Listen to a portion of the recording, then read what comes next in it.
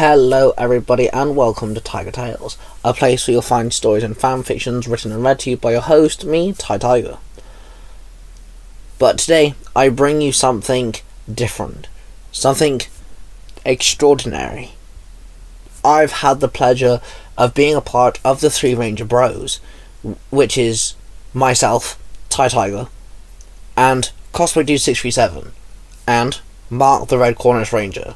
We've been collabing for the last several months to bring you a storyline that exceeds all others. A Power Ranger storyline, which is unique and different. This story was made by all three of us, collaborating the entire time. And I've been privileged to write it and upload it here to Tiger Tales. You can also find it on Nerds Through Comics, the podcast. So go check it out there too. With that being said, let's dive in. This podcast is a production of the Three Ranger Bros Studios, in association with Zio to Hero, the podcast. Power Rangers Global, Chapter 0, The Gathering of Heroes. In the land without time and space, William Cranston stood there with his knight. "Where are you going?" Takeshi asked as he popped up behind them. "I have a meeting with Brohan," William told him. "But he cannot see your face, so how the hell do you expect to do that?" Takeshi asked. "Easy," William grinned. William then tapped on Alpha Prime, and it shifted into his chessboard morpher, which was a 4-arm-length morpher in a rectangle shape resembling a chessboard. He then pulled out the king chess piece and slid the base across the chessboard, each square glowing as the piece slid across it. Then he threw the king chess piece up into the air. "Checkmate," William muttered. Then the chess piece started glowing, and it grew to human size. The chess piece landed over William, his body phasing through it. The chess piece then became a surge of energy, and in a flash of black light, the King Chess Ranger stood there before Takeshi. "Isn't morphing dangerous for you right now?" Takeshi asked. "It is, but right now it's necessary," the King Chess Ranger replied. Then he turned to the knight. "The Sylvan Morphing Master is needed now," he told his knight. The knight nodded in response. Then a portal opened, and the Knight Chess Ranger walked through it and walked into a barren wasteland. Stood before him was Brohan, hailing from Universe 19. "Hello, Brohan," the Ranger called out. Brohan turned around to face the Ranger. "You are Shinon's accomplice?" Brohan asked. "I am," the Ranger replied. "And you can help me," Brohan claimed. "You need a Ranger team to save your little failed experiment," the Ranger replied. "I do, yes," Brohan said sadly. "Well then let's get started," the Ranger said and waved his hand, and next to them a chessboard on a table, a black side filled with chess pieces and a white side completely empty, appeared on a table with 2 chairs next to it. "What's this?" Brohan asked. "Please, sit," the Ranger offered, and Brohan sat behind the black pieces and realized that each one resembled a god, a mythical creature, or deity, and the Ranger sat behind the empty white side. "So, run your story for me, Brohan," the Ranger said, pointing to the black pieces. "I was the keymaker. I linked certain keys, linking them to the morphing grid. The known powers of Turbo and Super Mega Force, for an example. But I got restless. I wanted to do more. So I explored the multiverse, and that's when I found Universe 2118. A universe that had no Rangers. It had the potential of morphing grid connection, but there was none. But there also was the highly powerful being that humans labeled as gods, roaming in the clouds. I befriended them, and taught them how to connect to the morphing grid, thinking that they would help Earth, of course. But I was wrong. They started using Earth as a battleground, using life on Earth as pawns, making avatars, Power Rangers fueled by godlike powers. I hid in the universe and got dubbed the name Merlin. I made a group of Rangers called the Power Rangers Knights of the Round Table, but they failed in their quest. Their gods turned Earth into a war zone. I tried to fight them myself, but they got a very smart, cunning leader, the Norse god known as Loki. He had many followers within the gods and deities and mythical creatures.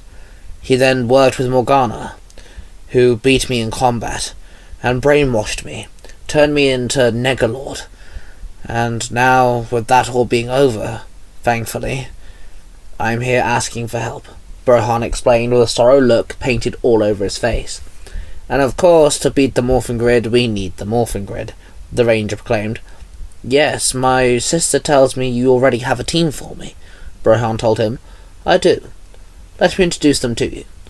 I had to find Rangers that did not have duplicate humans that already exist in Universe 2118. Now, tell the truth, I am using this chance to focus on a Ranger I need for later. So, one of the Rangers are my own.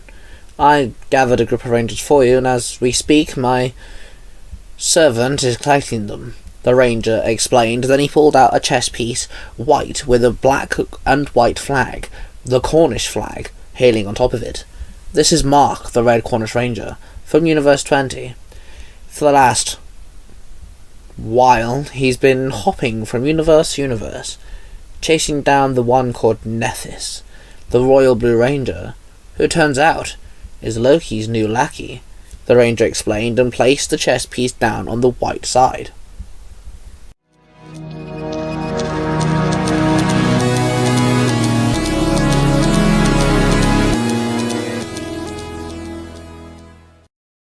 Mark walked through the dimensional rift. He was looking for any trace of the Royal Blue Ranger. He kept walking through the green and black swirling tunnel when suddenly, in a flash of silver, a Morphing Master stood before him.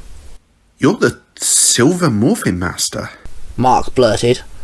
I am, the Morphing Master nodded. Why are you here? Mark asked. To recruit you, Mark, the Morphing Master told him. Recruit me? For what? Mark asked hesitantly. The bounty hunter known as Nethys, aka the Royal Blue Ranger, has completed her mission, and is returning to her boss's universe to claim her reward, the Morphing Master explained. Where? Mark asked, now annoyed. Universe 2118, the Morphing Master told him. I'm not familiar with that one. Mark replied. Mark then frowned at the Morphing Master and crossed his arms. What do you need of me? Mark asked him. We need a leader. You have been a part of a Ranger team before, and you have much experience jumping through universes. You have worked with many Rangers and heroes, the Morphing Master explained. So you want me to lead a team of Rangers? Mark asked, confused. Yes. Please, Mark, come with me, the Morphing Master pleaded. Suddenly, Mark pulled out his blaster and aimed it at the Morphing Master. I know of you. You've been going around the universe, making Rangers, and changing things. Mark barked, keeping his blaster locked on the Morphing Master. You need to believe me, Mark, the Morphing Master barked. How can I? Mark demanded. The Silver Morphing Master slammed his staff down and several images appeared surrounding Mark. Each image showed somewhere in Universe 2118. These are people that need help, Mark. If I cannot convince you, let their cries for help convince you, the Master told him. Mark walked up to one image and saw Morgana hanging with a green-suited man with black hair and an evil grin, a crown on his head with two huge horns. Morgana? And Loki? Mark asked. Yes, this version of Morgana is Loki's first in command, the Silver Morphing Master explained. Mark put his blaster in its holster. I will help. Mark sighed. The images disappeared, and a portal opened behind the Morphing Master. Prepare yourself, the Morphing Master said. Mark looked at the Master, and then walked through the portal.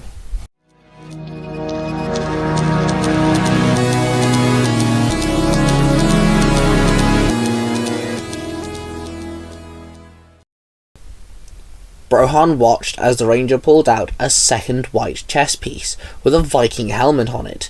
He placed it down next to the red Cornish ranger's chess piece.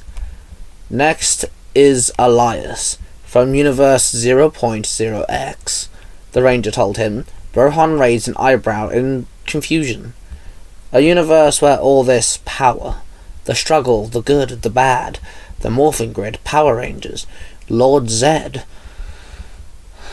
and every other villain who seems to rail after him, is all but fiction. It is a mirrored universe of that of Universe 0.00, the only universe that no one can access.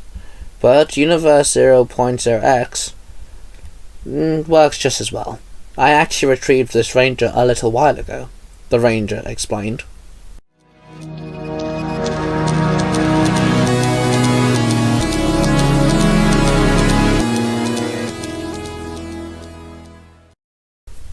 In Universe 0.0x, Xander was an ordinary boy. In Universe 0.0x, Power Rangers and Kamen Riders were nothing but stories, printed in comic books, made into TV shows and movies, made into merchandise. Another way that Power Rangers had become a staple in Xander's life was his father.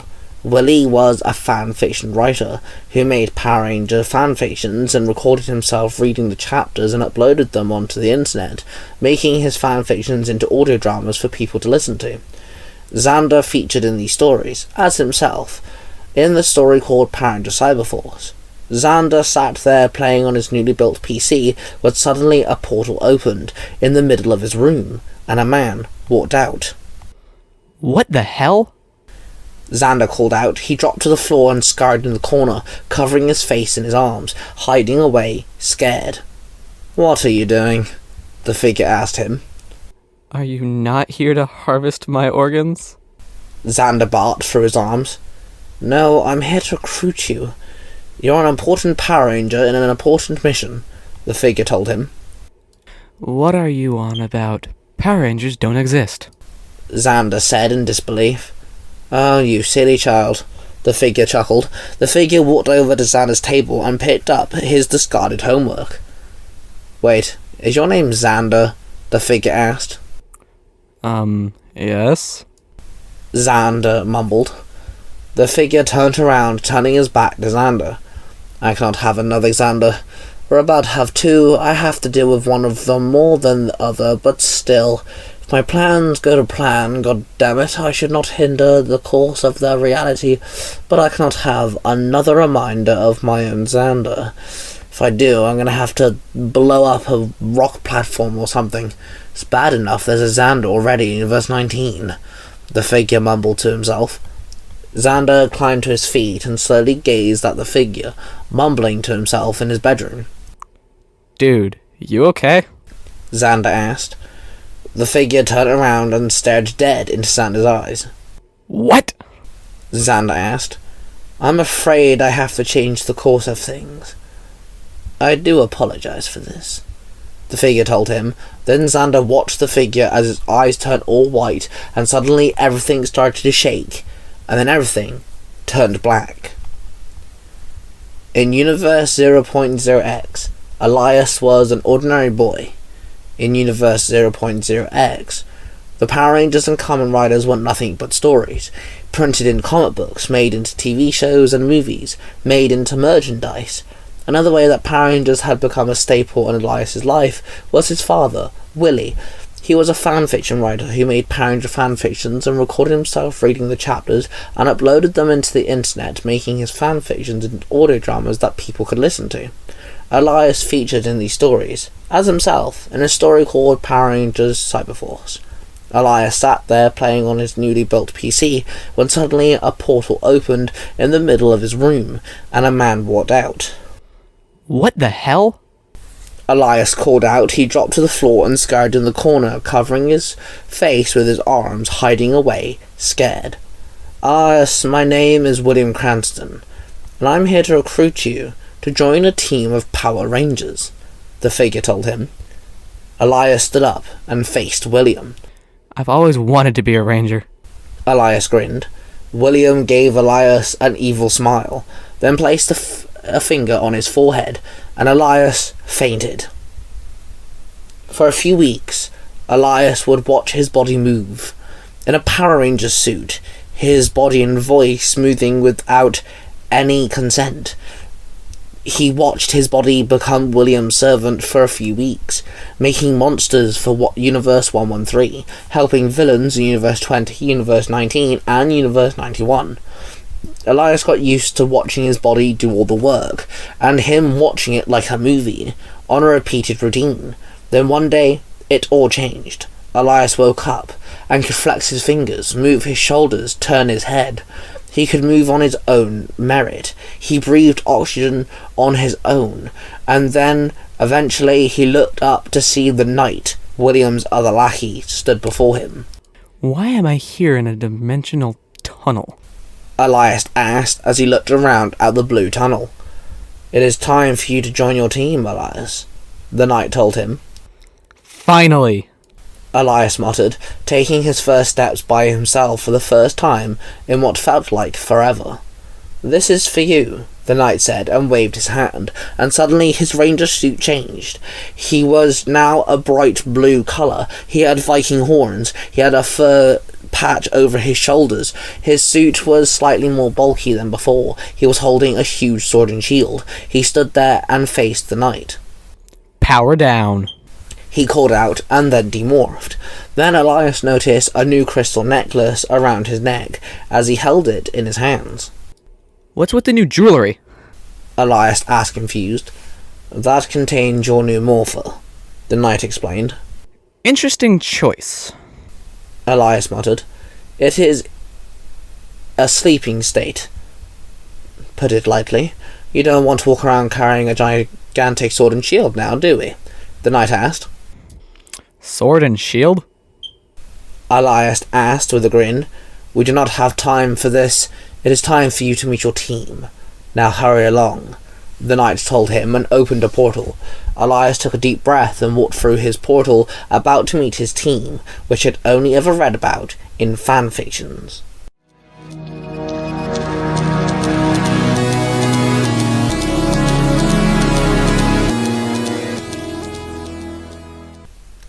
The ranger then pulled out a third chess piece and placed it next to Elias's and Mark's chess pieces. This one was white with a gold base and a Celtic rune on top. Our third ranger comes from Universe 113, the ranger told Brohan. Wait, I know of this universe. The Future Foundation. They're your little side project, aren't they? Brohan asked. That is correct. I managed to find a suitable candidate for my favourite universe, the ranger told him. Thank you, I think, Brohan sighed. His name is Eric, and he's one of the most finest martial artists around, the ranger explained.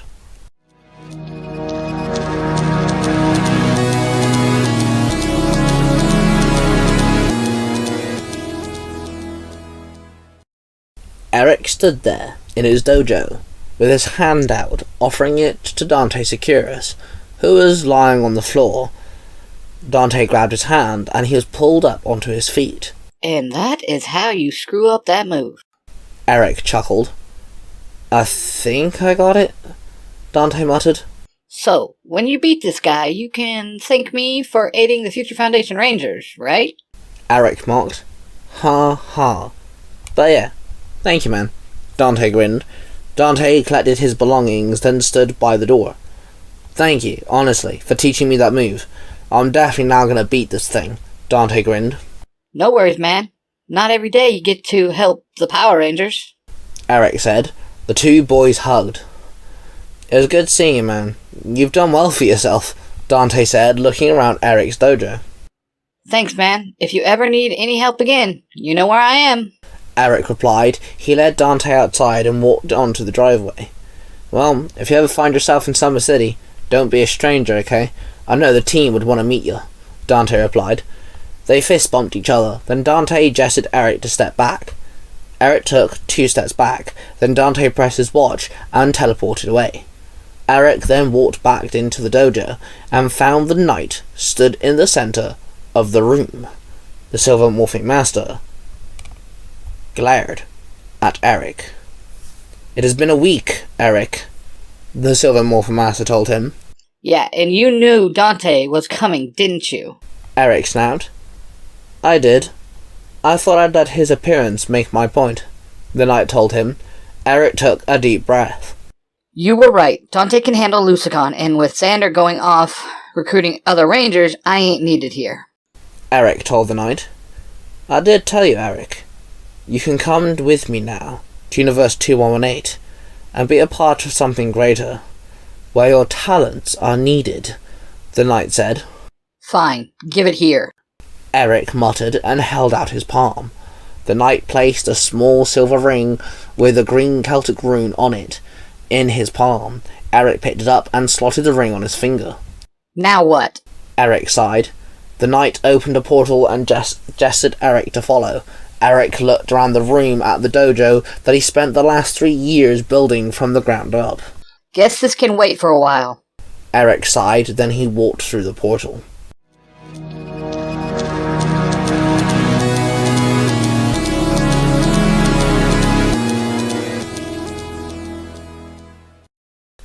The ranger pulled out a 4th chess piece. This one was also white, but the base was half white and half black. The top of the chess piece was half a jackal and half a falcon. Then lastly we have Philip, who was born and raised on the hellish world of Universe 35.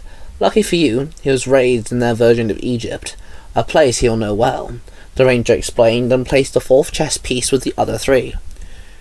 I'm confused, Brohan asked. Let me explain this a bit more. Each one of the rangers brings something to the table. In a physical and mental format, Mark has the ability to wield 7 weapons, 5 of which combine. Add that to Mark's history as a ranger, and his experiences that he's gained through jumping from universe to universe, makes him a great leader. Eric, he has the powers of the Celtics in his hands. He also has great fighting ability, with years of training and many different martial arts styles under his belt. Elias comes from a world where we are all but fiction. His fan-fueled mind becomes useful knowledge in a time like this.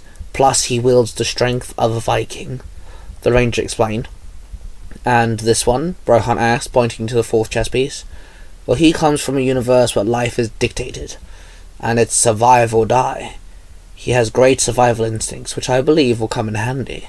But also, he's the chosen avatar of the god Ra, and the god Anubis. His body can handle that of 2 god avatars, unlike the humans from Universe 2118, who can only handle the god of 1. This ranger is on your side, which means you have 2 gods here to help you. 2 gods on your side as well. The rangers you will face are going to be tough. Having one of them on your side evens out the playing field. Just a little bit, the ranger explained. I understand, Brohan nodded.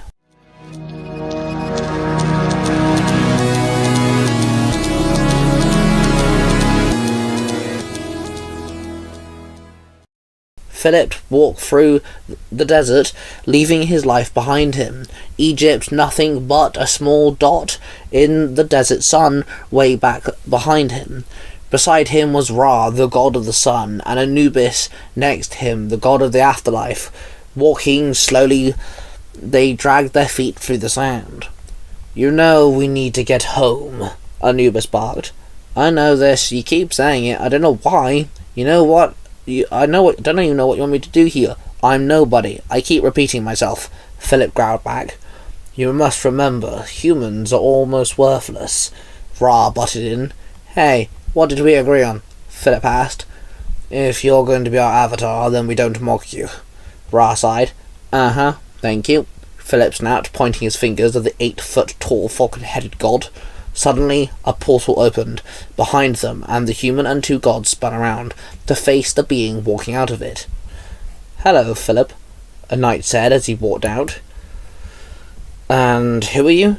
Philip asked. I'm the Silver Morphing Master, and I'm here to help you get these 2 gods home to their rightful universe, the Morphing Master told him. You can get us back? Ra asked. This must be a trick, surely, Anubis growled. I understand your concerns, but do not fear. I need Philip to come with us as well, the knight said. Why me? Philip blurted. You are their chosen avatar. We need the Ranger of Ra and the Anubis Ranger in the aid of taking down Loki, the knight told them. Both Ra and Anubis gasped. I ain't a Power Ranger, Philip chuckled. Oh, but you are. See, in the universe 2118, gods have slightly more enhanced abilities. A universe where the gods have fused with the Morphin Grid and made their avatars into Power Rangers, the knight explained. You mentioned Loki. Why bring that monster's name to our attention? Ra asked. You'll have been misguided in the ways of the grid, and Loki is now the sole ruler of the world, and the rest of the gods and deities either follow or are forced to. His 2 generals have gathered. He plans on getting stronger, enough to destroy the universe, then advance on to other universes if he succeeds, the knight told them. Okay, I might not be able to help here in my own world, but maybe I can help with yours. I made a promise that I would always do what's right. So I accept, Philip said. He looked at the 2 gods. Thank you, Philip, Ra said. We will lend you our power if you're willing to help us. Anubis nodded. Okay, you two. Let's go help save your world, yeah? Philip nodded. Then the knight gestured the 2 gods and Philip to enter the portal. Oh, and for the 20th time, it's a lip, Philip muttered. Then the 2 gods and Philip walked through the portal.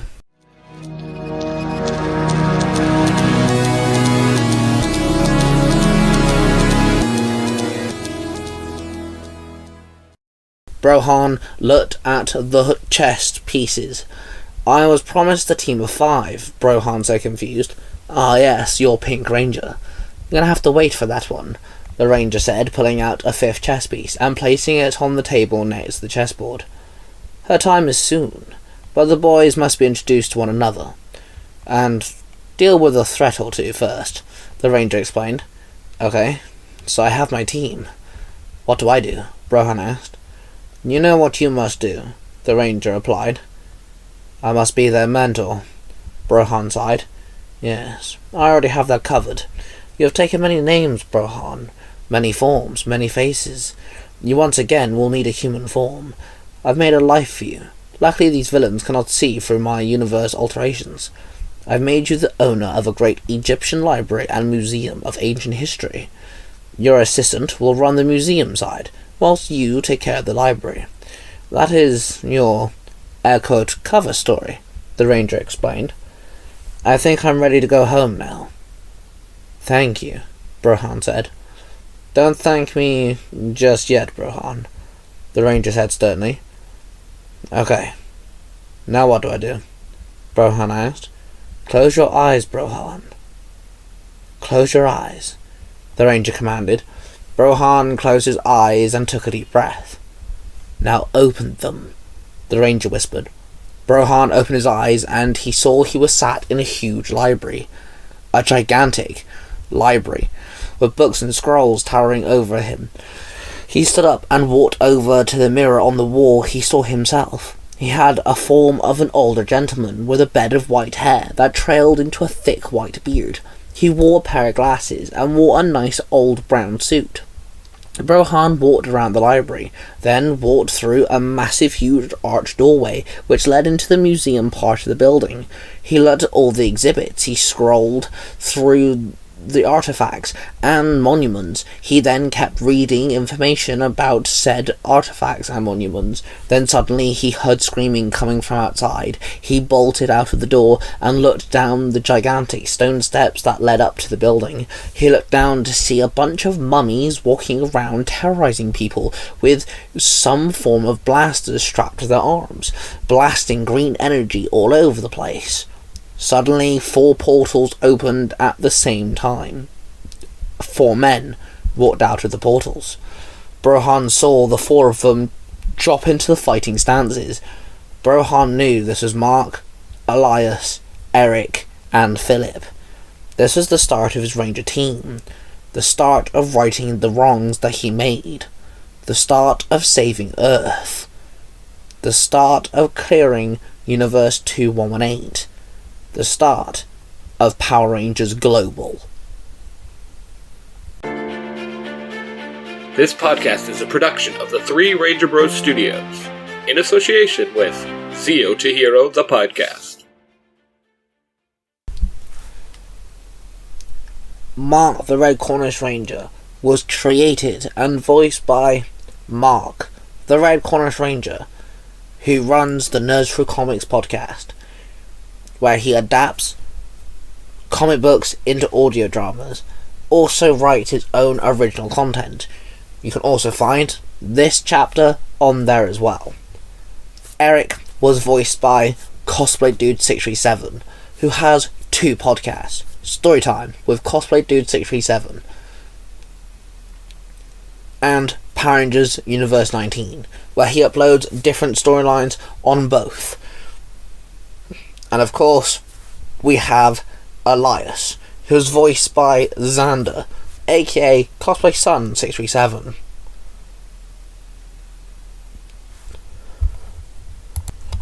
Everybody else was voiced by me, and of course I narrated the storyline. And there we have it, guys. Power Rangers Global Chapter 0. Hope you enjoyed listening to that chapter. Again, we are the Three Ranger Bros Studios, and you can find us on Tiger Tales, Nerds Through Comics, and Power Rangers Universe 19. I hope you enjoyed this video, so don't forget to like and subscribe, and I shall see you guys really soon.